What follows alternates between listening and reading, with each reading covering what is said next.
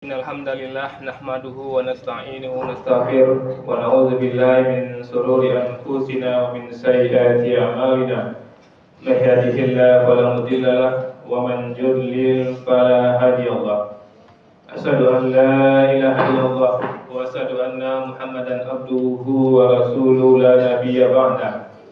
Allahumma shalli wa sallim wa barik ala nabiyyil karim wa rasulun azim wa ala alihi wa ashabihi ajma'in. Amma ba'du, fa ya ibadallah ittaqullah haqqa tuqatih wa la tamutunna illa wa antum muslimun. Wa qala ta'ala fi kitabil karim, a'udzu billahi minasy syaithanir rajim. Bismillahirrahmanirrahim. Wa minan nasi may yattakhidhu min dunillahi andadan yuhibbunahum ka hubbillah walladzina amanu asaddu hubban lillah walau yaral ladzina zalamu is yarawna al-'azab anna al-quwwata lillahi jami'a wa anna Allaha sadidul 'adzab. Shadaqallahul azim. Bapak-bapak kaum mukminin yang kami muliakan, alhamdulillah kita bersyukur kepada Allah kembali dengan izin karena Allah menghadirkan kita di masjid ini. Kita berharap dan berdoa kepada Allah kiranya kehadiran kita di masjid ini benar-benar tercatat di sisi Allah Subhanahu wa taala. Di awal khutbah khatib mengajak dari hati dan kita semua, mari kita pastikan bahwa kita adalah orang yang bertakwa. Karena kaum mukminin tidak ada gunanya kita hidup kalau kita masih tidak membawa predikat takwa, gagallah hidup kita. Maka khatib wajib berwasiat untuk diri khatib dan kita semua, pastikan kita adalah orang yang bertakwa. Kaum mukminin yang khatib muliakan, dalam kesempatan khutbah ini khatib ingin mengajak kita untuk melihat firman Allah dalam surah Al-Baqarah ayat 165, di mana di sini Allah informasikan kepada kita apa kata Allah kaum mukminin, dan di antara manusia ada orang yang menyembah Tuhan selain Allah sebagai tandingan yang mereka cintai seperti mencintai Allah. Ini bait pertama dari ayat 165 surah Al-Baqarah, di mana Allah informasikan kepada kita ada manusia yang menyembah Allah sekaligus mengharapkan selain Allah. Jangan sampai khatib dan kita semua seperti ini, karena ini gambaran orang yang salah dari Allah Subhanahu wa taala, di mana dia satu sisi beribadah mengharapkan Allah, di sisi lain dia mengharapkan pujian dari manusia. Jangan sampai itu ada pada diri kita. Dan di antara manusia ada orang yang menyembah Tuhan selain Allah sebagai tandingan. Tuhan ia juga, selain Allah ia juga, yang mereka cintai seperti mencintai Allah. Kemudian apa kata Allah di bait berikutnya, adapun orang-orang yang beriman sangat besar cintanya pada Allah. Sekiranya orang-orang yang berbuat zalim itu melihat, ketika mereka melihat azab Allah, bahwa kekuatan itu semuanya milik Allah, dan bahwa Allah sangat berat azabnya. Kemudian yang kami muliakan, jelas sejelas-jelasnya Allah gambarkan kepada kita bahwa orang yang benar-benar mencintai Allah, orang-orang yang benar-benar beriman, sangat besar cintanya kepada Allah, dan dia tidak butuh selain Allah. Maka pastikan apakah kita sudah sampai ke tingkat ini, bahwa kita memang tidak butuh siapa saja kecuali Allah. Kaum mukminin yang kami muliakan, dalam kesempatan khutbah ini khatib ingin mengisahkan seorang yang dijamin oleh Rasul mulia dari 10 sahabat Rasul yang dijamin masuk surga, yaitu Ibrahim Abdurrahman bin Auf. Abdurrahman bin Auf, sahabat Rasul mulia yang digaransi, yang dijamin oleh Rasul mulia masuk surga. Mudah-mudahan perilaku dari Abdurrahman bin Auf ini bisa kita teladani sehingga kita pun insya Allah digaransi masuk surga. Jadi Abdurrahman bin Auf ini kamu ini, dia ini bukanlah penduduk asli Mekah, tapi dia merantau ke Mekah, kemudian dia berdagang di sana menjadi pedagang yang sukses. Saking suksesnya termasuk orang terkaya di Mekah ketika itu. Kemudian dia mendapatkan hidayah dan memeluk Islam. Tapi istri dan anaknya belum lagi memeluk Islam. Kemudian ada perintah dari Rasul mulia ketika dakwah tidak berkembang di Mekah, maka Rasulullah mengajak para sahabatnya untuk hijrah ke Madinah. Dan syarat utama untuk hijrah ke Madinah itu syaratnya harus benar-benar muslim. Sementara Abdurrahman bin Auf masih dia baru yang muslim, istri dan anaknya belum lagi muslim. Kemudian dia ajak istri dan anaknya untuk memeluk Islam agar bisa sama-sama dia hijrah ke Madinah. Tapi hidayah itu belum datang, istri dan anaknya tidak mau masuk Islam. Akhirnya dengan mengamalkan kecintaannya kepada Allah melebihi dari segala-galanya, dia tinggalkan istri dan anaknya dan dia pergi hijrah. Dia tinggalkan separuh hartanya untuk anaknya, kemudian dia bawa harta untuk bekalnya di Madinah. Di ujung jalan dia dicegat oleh kafir Quraisy, dan kafir Quraisy mengatakan, kamu boleh pergi, tapi harta tinggal di Mekah. Atau kamu boleh sama harta, tapi kamu juga tinggal di Mekah ini. Apa yang kamu pilih? Apa lagi dia hebatnya ini dan luar biasa. Dia digaransi oleh Rasul mulia di masuk surga. Apa katanya? Tidak apa-apa, tinggalkan harta, saya pergi hijrah bersama Rasulullah. Ini dua peristiwa yang luar biasa. Sampai di Madinah, Rasulullah SAW yang luar biasa manajemen Rasulullah memperkenalkan sahabat-sahabat dari Mekah, diperkenalkan, dipersaudarakan dengan sahabat-sahabat di Madinah. Pedagang diperkenalkan dengan sesama pedagang, petani dengan sesama petani. Abdurrahman bin Auf karena pedagang diperkenalkan dengan pedagang sukses di Madinah. Apa kata pedagang sukses di Madinah kepada Abdurrahman bin Auf? Saya mendengar kamu seorang pedagang sukses di Mekah dan kamu tinggalkan semua hartamu demi hijrah bersama Rasulullah. Kamu semua hartamu kamu habiskan untuk Rasulullah. Sebagai sahabat saudara seiman, saya memberikan separuh dari harta saya untuk kamu di Madinah ini, olahlah untukmu, bukan pinjaman. Dia kasih separuh hartanya. Luar biasa apa yang terbentuk dari orang Madinah ini, mau memberikan separuh hartanya untuk orang yang baru dikenalnya. Kenapa? Karena dia yakin orang yang bersangatan cintanya kepada Allah, Allah akan cinta kepada dia.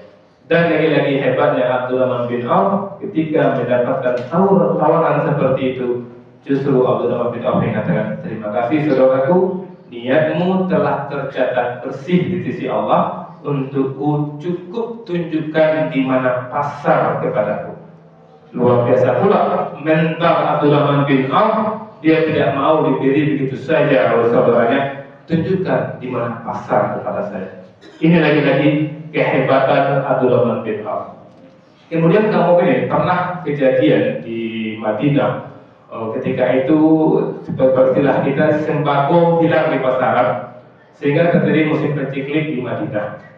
Nah saat itu Abdurrahman bin Auf itu importir, sudah membawa barang begitu banyak dari negara-negara di sekitar Mekah masuk ke kota Madinah. Itu ontanya berjejer sepanjang panjang laut. Seperti kita pergi tepi laut, kita lihat laut itu sampai ujung laut itu nampak gitu.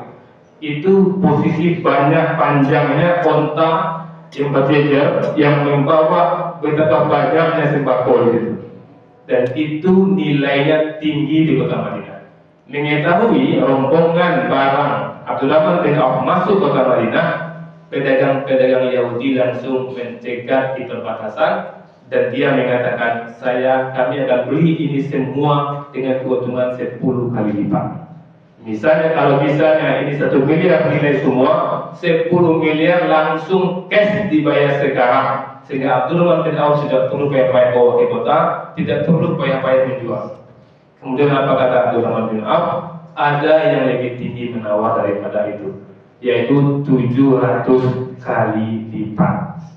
Bisakah saudara membayar 700 kali lipat? Saya serahkan sekarang semua barang itu.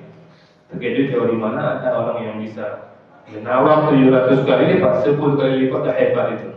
Kata Abdurrahman bin Auf, ada Allah yang membelinya dengan 700 lipat pahala. Karena semua ini akan saya serahkan gratis untuk semua penduduk Madinah. Luar biasa kemudian. Ini kisah nyata yang dikisahkan oleh para ulama kita tentang sosok Abdurrahman bin Auf. Kemudian belum lagi sampai di situ kemudian. Ketika Rasulullah mendakwahi berceramah dari para sahabat, Rasulullah mengatakan nanti orang miskin yang beriman dan bertakwa langsung bisa masuk surga. Sementara orang kaya beriman dan bertakwa tapi kaya, dia merangkak baru bisa masuk surga karena beratnya hisabnya. Mendengar itu tersentak Abdurrahman bin Auf. Dia termasuk orang kaya di situ. Dan dia berpikir kalau seandainya dia meninggal dalam keadaan meninggalkan harta yang banyak, tentu nanti dia akan sulit hisab, maka dia akan merangkak nanti. Maka dia ingin habiskan semua hartanya, ingin bagikan semua hartanya, sehingga dia mau mati dalam keadaan tidak meninggalkan harta. Setelah dia coba pelajari bagaimana cara menghabiskan hartanya, dia mau bagi-bagikan dengan banyak orang. Justru penduduk Madinah yang sudah mendapatkan dakwah dari Rasulullah tidak mau menerima begitu saja pemberian dari Abdurrahman bin Auf. Luar biasa Rasulullah mendidik para sahabat, tidak ada sahabat yang mau menerima begitu saja pemberian Abdurrahman bin Auf. Akhirnya keinginannya untuk tidak memiliki harta gagal sementara. Tapi Allah Subhanahu wa taala menentukan takdirnya. Berapa pekan setelah itu terjadi gagal panen di kota Madinah, sehingga panen kurma ketika itu kurmanya kurma busuk. Hampir 85% kurma yang panen ketika itu 85%-nya busuk. Ketika itulah teringat Abdurrahman bin Auf, inilah peluang dia untuk menguras hartanya, peluang dia untuk memiskinkan dirinya. Kemudian dia perintahkan karyawannya pergi ke semua ladang kurma itu, beli semua kurma busuk itu dengan harga kurma segar. Dan alhamdulillah pasti orang itu mau. Akhirnya dijuallah semua kurma busuk itu kepada Abdurrahman bin Auf, dibawalah ke gudangnya, ditumpuklah di gudangnya. Tidak lama setelah itu datang rombongan dari Irak berkuda, dan dia mencari kurma busuk untuk mengobati penduduk Irak yang terjangkit penyakit. Dan dia disuruh oleh Raja Utsman ini disebut raja, cari kurma busuk, berapapun harganya, bahkan 10 kali lipat pun beli, karena ini dibutuhkan di negara kita. Akhirnya kurma busuk yang tumpukan itu dibeli oleh orang Irak itu 10 kali lipat. Kembali kaya raya Abdurrahman bin Auf. Jadi kaum mukminin, ini cerita bukan dongeng, ini cerita benar. Maka camkanlah apakah kita sudah seperti itu dalam beribadah kepada Allah. Apakah kita sudah benar-benar membesarkan Allah. Kalau sudah membesarkan Allah, Allah akan besarkan kita. Rahmat biru ya ulul absar, ta'alakum turhamun.